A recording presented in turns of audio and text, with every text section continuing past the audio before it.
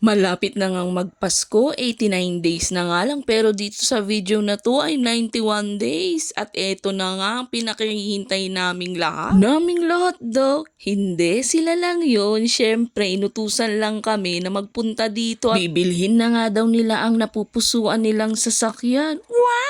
At dahil meron na agad silang napusuan ay agad-agad silang bumili. O diba ang bongga? Mapapasana all ka na lang talaga pero saglit lang kami dito guys. Meron din naman kaming pinuntahan na iba at dito yon sa Balinsa Sayaw. Sa totoo lang guys, pangalawang punta na namin dito at binalikan nga namin dahil napakasasarap ng mga pagkain nila. At bukod doon, tingnan mo naman yung paligid, yung ambience ba nila talagang nakaka-relax. Sobrang lawak nito guys, hindi ako makapaniwala, pinasyalan namin ng mga bata hanggang sa likuran at ang dami nilang cottage. Yung cottage na pwede mong kainan sa loob, mamaya ipapakita ko yan sa inyo. Tignan nyo naman kung gaano siya kaganda. Sigurado ako kahit gabi ay napakalamig dito sa dami ba naman nilang halaman at mga bulaklak. Pero wag kayong mag-alala guys, kahit marami silang halaman at puno, ay nako talagang alaga ng kanilang mga staff. At hindi lang yun, talagang meron din bawat kubo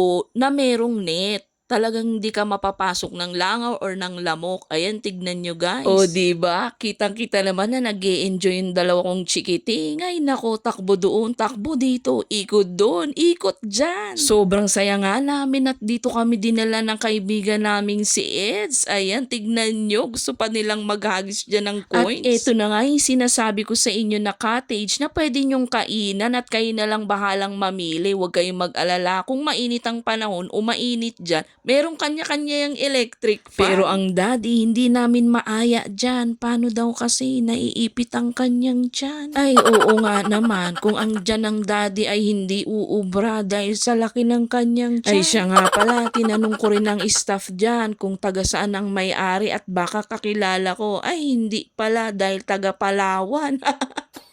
Ang ganda dito guys, promise mag-e-enjoy kayo at hindi lang kayo, pati ang mga anak nyo, tignan nyo naman kung gaano kaganda yung mga bulaklak nila. Eto guys, tignan nyo, ililibot namin kayo kahit papano para makita nyo kung gaano siya kaganda. Huwag kayong mag-alala dahil mababait ang mga staff nila, talagang aasikasuhin kayo. At kung naghahanap naman kayo ng dessert, ay meron din sila available ang mga cakes nila sa iba't ibang flavor. Tara, silipin natin yung loob ng resto kung gaano kalinis at kung gaano kaganda at kung gaano kalaki. Sabi nga pala ng staff nila dyan, tuwing weekends daw ay puno ito. Buti na lang talaga at nagpunta kami ng weekdays. Isiningit lang talaga namin to dahil nagugutom na kami at medyo malapit nga ito sa Toyota na pinagbilhan namin ng sasakyan. At eto na nga, kakain na kami. Meron kaming bulalo, crispy pata, kari-kari, pansit gisado, sisig, at ang napakasarap nilang chop suey. Nako, malinamnam. O diba? Sana nabusog namin kayo at eto na at uuwi na kami. Tapos na kasi kaming kumain at eto, pine tree sa gilid ng daan. Aliw na aliw ako at alam na alam ko na ang simoy ng Pasko pag nakakakita ako niyan. Ay wait, teka lang. Pauwi na pala kami at di ko pa pala nasasabi sa inyo kung saan ito matatagpo ang Balinsa Sayaw. Dito lang yan sa Tagaytay. Maraming salamat po sa inyong panonood.